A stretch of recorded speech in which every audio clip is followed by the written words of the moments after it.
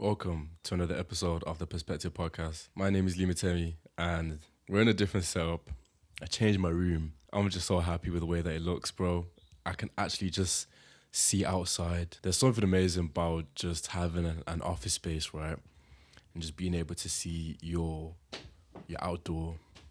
Like I could see a view of Birmingham. It looks nice and because my desk used to be over here.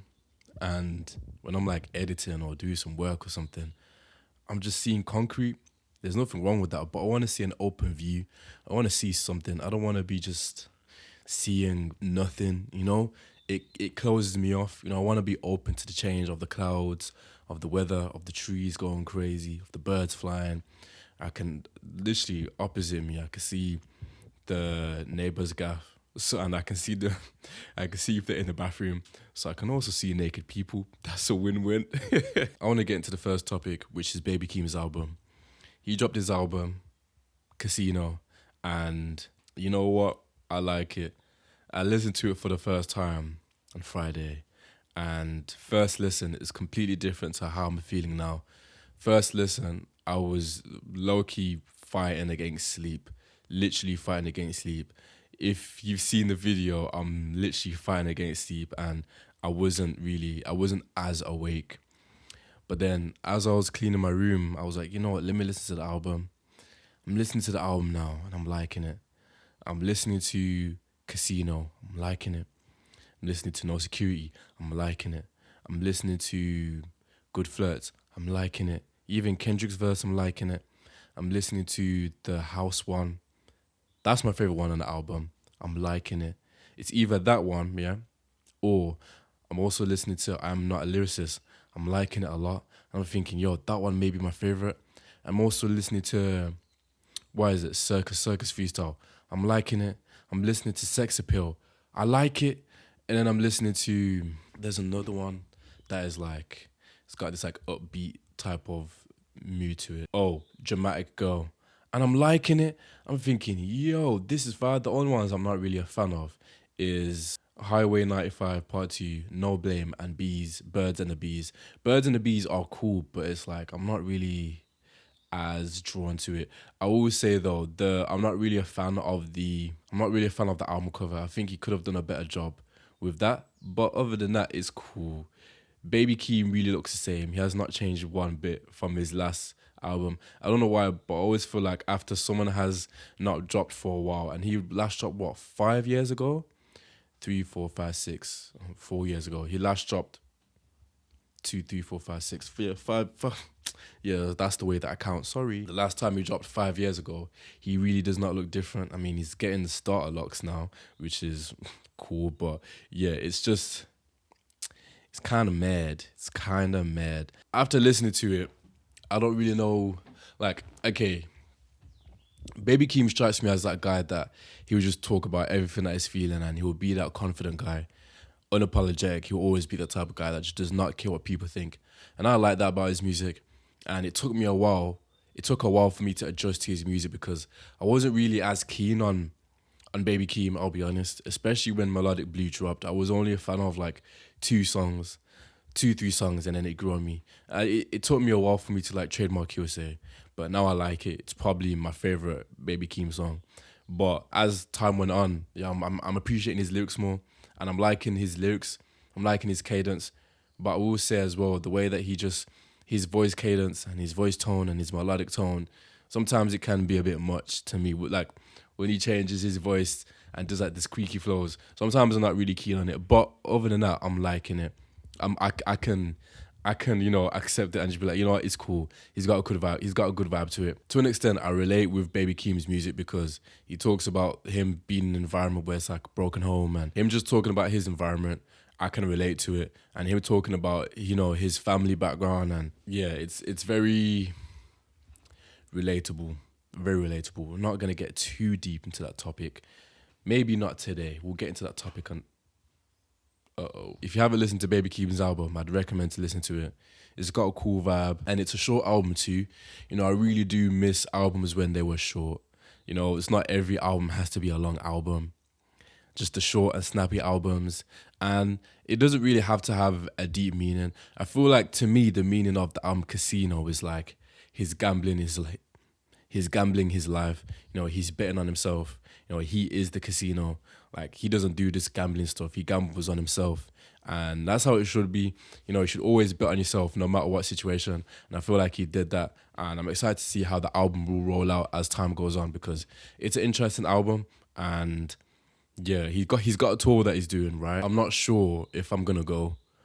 If someone's willing to pay for my ticket, we will be there. But I'm not sure if I'll go, because I've already seen him. How many times have I seen him? I've seen him twice. Saw him at Rolling Loud, and that was a phenomenal performance. I think he had a tummy ache. Honestly, I think his belly was hurting because he wasn't really performing as much. He was just standing most of the time.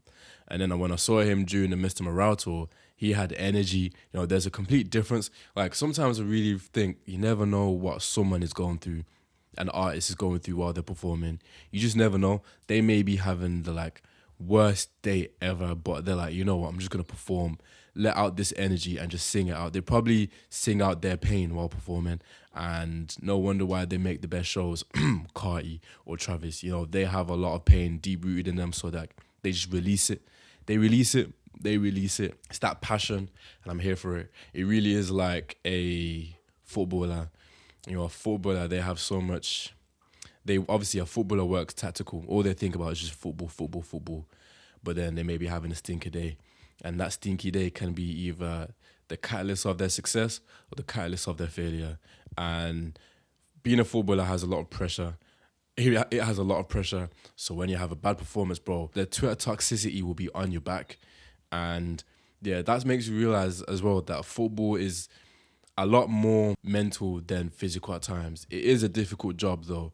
But, of course, they are very privileged to be getting the amount they get paid for. But I understand why they get paid that much, because it's a short career. It's not really long. It's not the longest career compared to someone, a manager for a company. Things can go up, things can go down. It can literally end in an instant due to injury. The competitiveness is ridiculous. Everyone wants to be a footballer, everybody, but it comes with a lot of sacrifice, and not everyone can get to that top. Of course, everyone can, but it takes, again, a lot of sacrifice. And yeah, it's just, I don't know why we got into the topic of football, but it's just a very competitive sport that not everyone gets to the top. It's like NFL. The competitiveness on NFL is kind of more difficult than football, because there's such a small chance. And basketball, there's such a small chance for you to be in the NBA or in the big leagues, because deep how small of a league NBA is. It shows that you really have to have that grit. And I was listening to this podcast a while back. I'm literally going way back now. And they spoke about this thing that is respect earned, or what is it? Is respect given or earned? Or is success earned or given? And that is a good question on an episode of Perspective. Let me know what you guys think. Do you think respect is earned or given? Because we can go on two things here. Damn, this is a sick episode. All right, so for you to be successful, or for you to get respect or something, or for you to do well in something, for you to get that chance, you have to put a lot of work. You have to put a lot of time. You have to put a lot of effort. You have to do a lot. And it goes a lot more behind the scenes, mental, before it's actually being done. You have to believe that it's already being rewarded. You have to believe that's already happened. You have to believe acting say you're on top of the world. It being earned is you have to go through the moments of you not wanting to do these things. You have to go through the moment of you being angry or annoyed. Every emotion, you have to go through every emotion for you to earn that type of thing. Because you have to go through that turmoil for you to realize if you actually truly enjoy it. And you have to just go through those moments of just horror for you to actually earn it. I do believe, to an extent, it's you have to earn it, because it can't just happen overnight. It can, it's very rare, but you have to earn it, because, man, it's not easy for a profession that you want to do. It's not easy. People have it more fortunate than others, which is also why I do agree to an extent why it can just be given.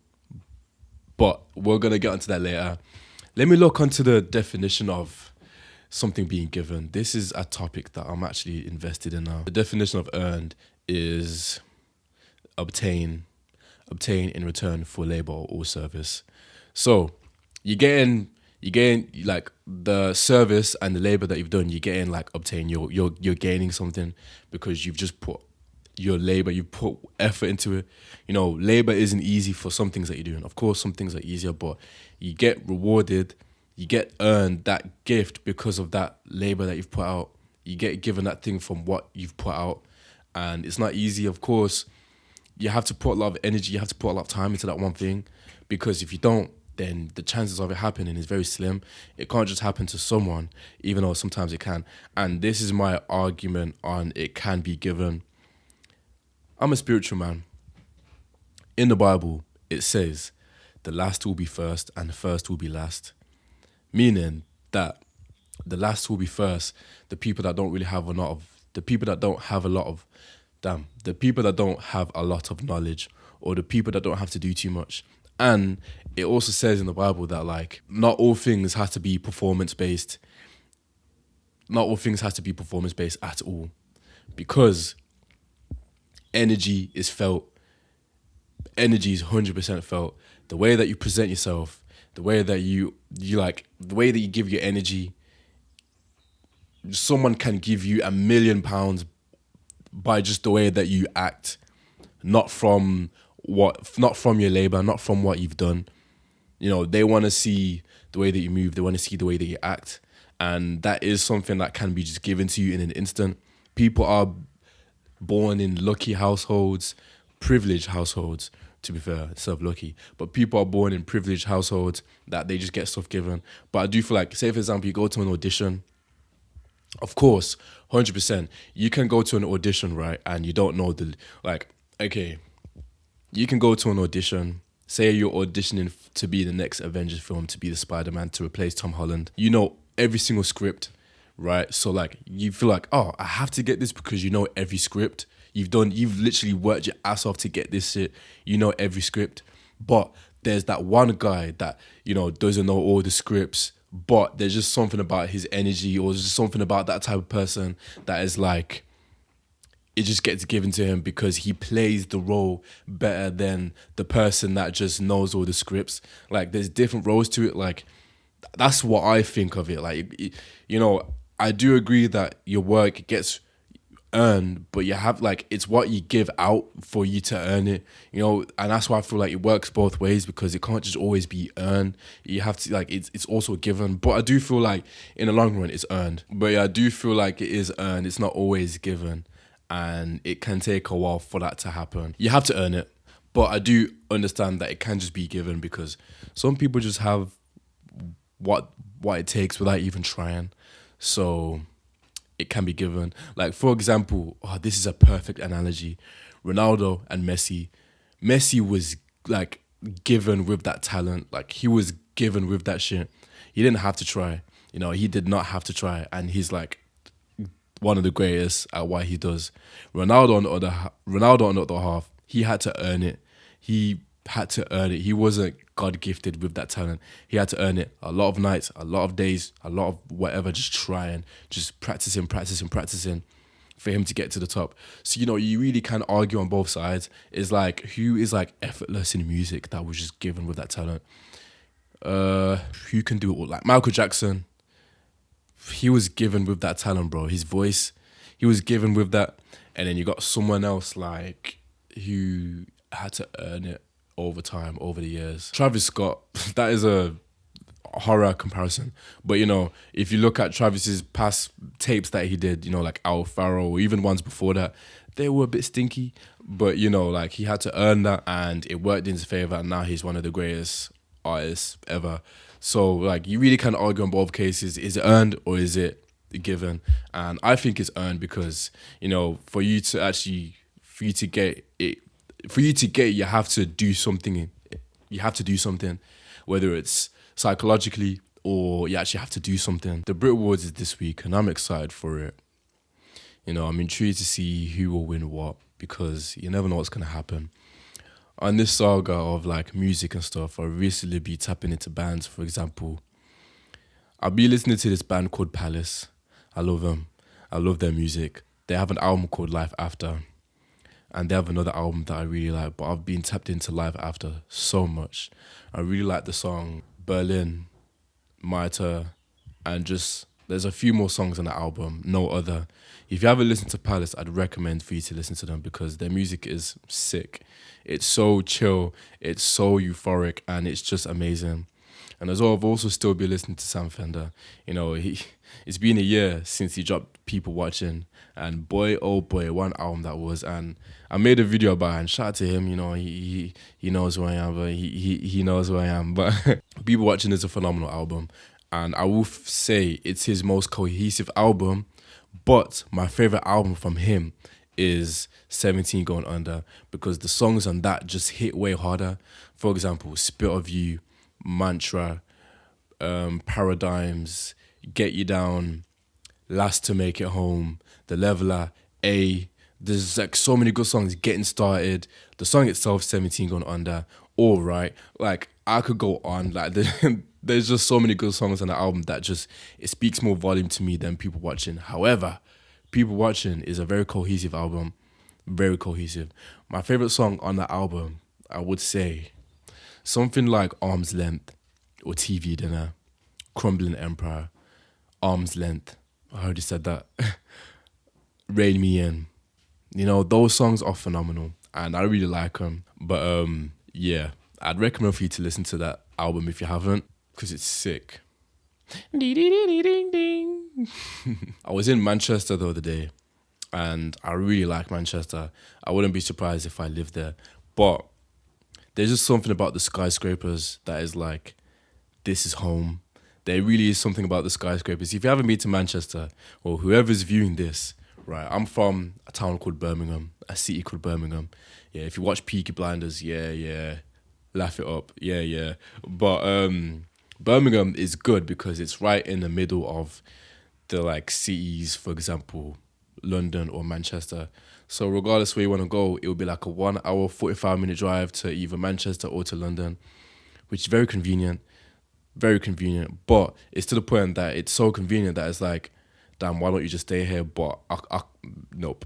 Like, if you've ever been to Birmingham, you will realize that this place can only offer so much. And I'm 23, right? And I've been in this like phase. I don't know if it's just me, but I've been in this phase that's like, yeah, it's time to get out of this house.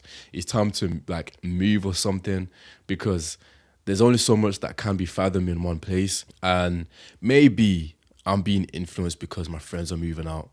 Like one of my guys, he lives in Manchester. When I'm at his place, I'm thinking, damn, this shit is amazing. And one of my boys is moving out as well. And I'm thinking, damn, maybe I should move out too. But the other, like all the rest of my boys, they're still at their crib. Like they're still at home, which is, there's nothing wrong with that at all. But at the same time, I don't want to be complacent in this one place. And of course, with moving out comes with earning that bread, earning that dollar.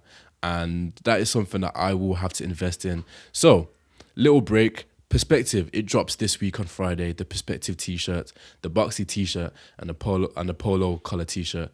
That drops on Friday, the 27th of February, 7 p.m. GMT time. Make sure to go and cop it because it is amazing. And I hope you go and cop it because your boy is trying to... Nah, really and truly, whatever gets used on Perspective tees gets used on more drops. But anywho, the Perspective drop will be dropping very soon and it's nothing but peak in terms of quality. It's amazing. You can't not invest your money and your time into that. You know, if you have a t-shirt that says Perspective, it will open up your perspective without even realizing. So make sure you go and cop it because it will be something. And for every single person who orders, you get 10% off your first order. And if you've ordered previously, you get 50% off. How about that? Due to some technical difficulties, we are back. Had to restart the whole process because the camera died and it literally took me about 2 hours. So I ended up filming another video but for TikTok and ended up eating. Eating. I'm not sure if I remember every part, but I mentioned that all my friends, well, my close friends are moving away. And I'm like at this point where I'm like, should I move away? But I've got these goals that I want to hit, which I will get. You never know, life can go in different paths, but I got goals that I want to hit, which does not lead to me moving out yet. And I want to at least get these done and then move away. But you never know, like life is very unpredictable. You can't predict it. All you can do is put your best foot forward. Who knows? I may even move out tomorrow, but I'm very eager to put my best foot forward and not stay stagnant. But as well, it can be a bit much. Don't know if that has anything to do with moving out, but moving out, we're all getting older. I'm 23, and it gets to a point like as you get older, you're like, when you're gonna move out, or when you're at home with your parents, you're like, do you even want to be here no more, like anymore? I don't know if that's just me, but I get this feeling that like, we may have to make a little change on the place that we're from, because what as a creator, for me anyway, I can't.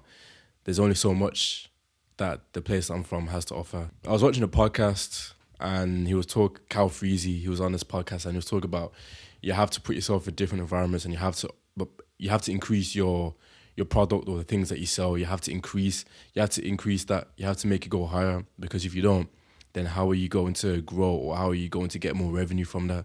And, you know, it made me realize that I kind of can take things as like, hey, from like a low self-esteem point, and then it's like, all right, for us to go high, you have to put yourself like you're the highest man of all time. Like you're really the highest in the room, no pun intended, but you have to put yourself in that pedestal. If you don't, then how are you going to achieve these blessings, or how are you going to achieve these things? Because it really is not luck that's involved when there's effort, when there's fate, when there's love for that one thing that you love to do. And yeah, that's my little rant. I don't know if that has any correlation to moving out, but if you want to move out, do it, because there's only so much that the place that you're from can take you. Or if you're in a good city, make the most out of it, because some people would love to be in like a city like, I don't know, like London, New York, to just live there, because there's so much opportunities. Why not take it? But I do, again, feel like everyone has their own path, or everyone has their own time.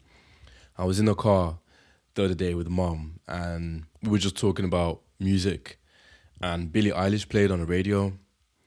Or I think I put it on the queue. I don't know. Billie Eilish was playing, and her song "Birds of a Feather," and I tried to question her and be like, "Oh, do you know this song?" And then she was like, "Yeah, she knows it." I was like, fair enough. I brought it up to mom how Billie Eilish is like 23 or 24. No, she's 24 or something. And I was like, it's mad how she's a year older than me. And she's like, it's just mad how she's a year older than me. And then mom literally looked at me and she goes, everyone has their own destiny. Like, and I was like, facts, woman. Everyone has their own destiny or their own path. But sometimes, you can just sit and just think like, damn, that person is really 1 year older than me. Or for example, like Lamine Yamal, how old is he? 18.